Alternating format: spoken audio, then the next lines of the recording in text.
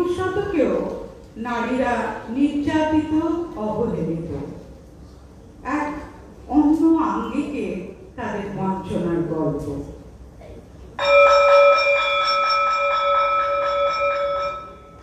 সর্বত্র গাছ কাটার বহর এত বেড়েছে যে ভূত পেত্নির সংখ্যা একদম কোণঠাসা হয়ে পড়েছে।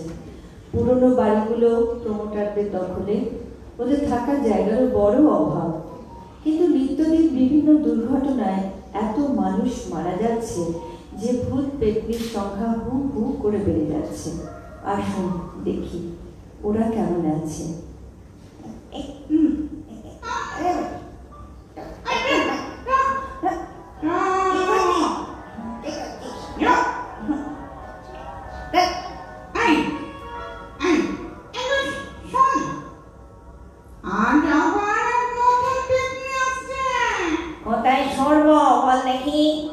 আজকাল ভূত পেত্নির সংখ্যা এত বেড়েছে যে স্থান সংকুলান হচ্ছে না। এরপর প্রতি ইঞ্চিতে একজন ভূত পেত্নী থাকবে। सावधान भाइयों और बहनों, एक नया पत्नी आज पधार रहे हैं। सावधान सावधान।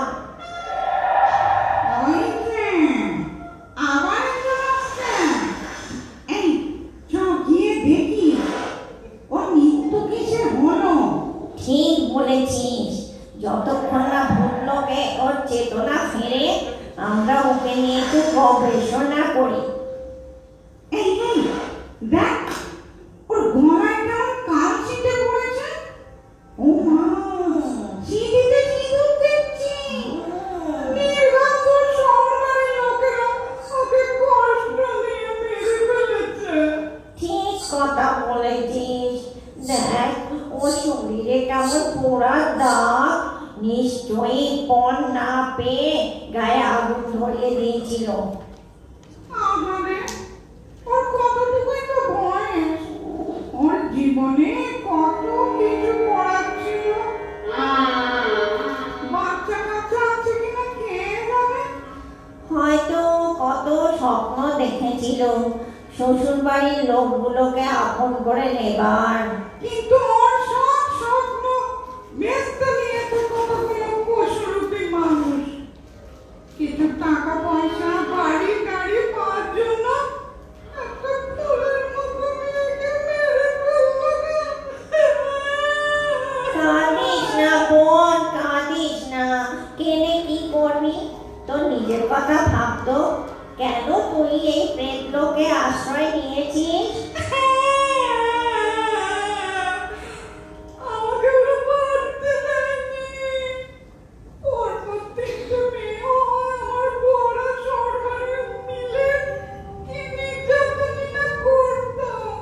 আমি তো মরতে থাকার সময় শুনেছিলাম মেয়ে জন্মাবার পেছনে মেয়েদের কোনো ভূমিকা নেই, ছেলেরাই দায়ী। আমি জানতাম না বোন। আমি তো তোমার মতো এত পড়াশোনা করিনি, গ্রামের মুখ্য মেয়ে মানুষ ছিলাম। আর জানলি বা কি হতো? তিনটে পরপর মেয়েকে মেনে নিত। তা তুই ঠিকই বলেছিস। মানুষরা যখন রেগে যায় তখন ওদের বুঝজ্ঞান থাকে না, ভূতেরাও ওদের ভয় পায়। আচ্ছা বোন, তুই আর তোর স্বামী দুজনই উচ্চ শিক্ষিত ছিলি, তবু তুই কেন আত্মহত্যা করেছিলি? সে অনেক দিনের কথা, ঠিক মনেও পড়ে না।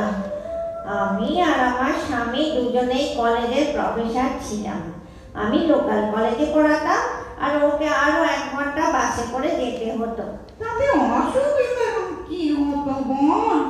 দুজনে ভালো রোজগার করতিস, ছেলে পড়াও ছিল না, সুখের সংসার।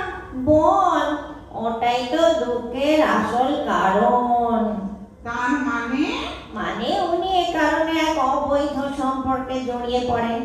তার একটি ছেলেও ছিল। মা গো, থাকলেও জ্বালা, না থাকলেও জ্বালা, তাই তুই দুঃখে আত্মহত্যা করলি? মেনে নিতে পারলি না? দুঃখ তো আমারও ছিল সন্তান না থাকার, কিন্তু উনি কেন গোপন করেছিলেন আমার কাছে আমি কি তার সন্তানকে মেনে নিতাম না?